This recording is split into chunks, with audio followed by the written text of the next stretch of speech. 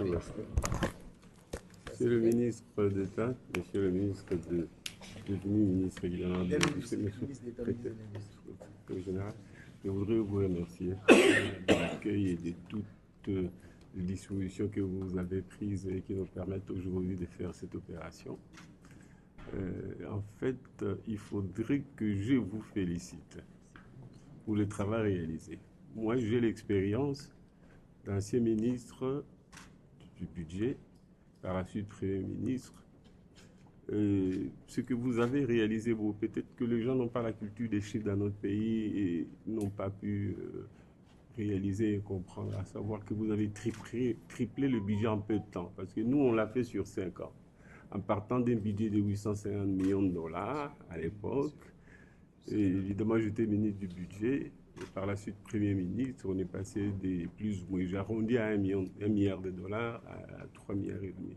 Bien sûr qu'on a augmenté par la suite. Les gouvernements qui nous ont suivis plus ou moins des 30%.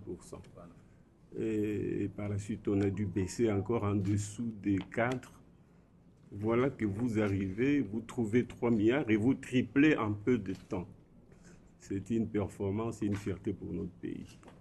Et par la suite, ce que les gens doivent savoir aussi, c'est que sur le plan des ressources extérieures, vous avez pu obtenir des ressources que jamais nous n'avons pu obtenir comme République auprès de nos bailleurs de fonds, FMI et Banque mondiale. Donc je vous en félicite. Moi, je n'ai que des promesses à faire. Je n'ai pas de réalisation par rapport au temps que le président voudrait me consacrer à ces postes ici. Je me dis que je vais faire un effort pour doubler.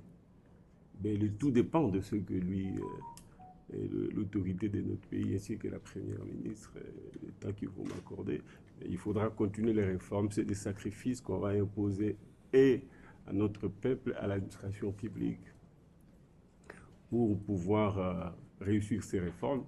Mais ce qui est le plus grand défi que nous avons, c'est celui de réaliser ce que le président de la République a promis au peuple, particulièrement au peuple de l'Est, savoir que nous devons commencer à relancer les routes.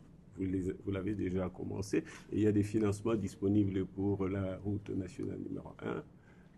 Je m'en félicite parce que c'est un défi que nous avions, nous, à cette époque-là. On n'a pas pu faire la route, malheureusement. Mais le président de la République est allé encore plus loin parce qu'il a demandé que nous puissions financer les chemins de fer. C'est ça qui fera l'ossature de notre République.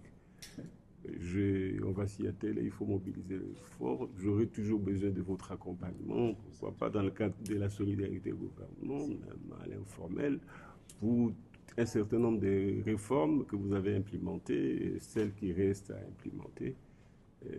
C'est un défi national, il faut faire preuve de loyauté vis-à-vis du président de la République qui nous a fait confiance, non pas parce que vous auriez échoué, bien au contraire, c'est parce qu'il voulait quand même réactiver l'action du gouvernement en faisant une relative ouverture vis-à-vis de l'opposition politique. Et nous venons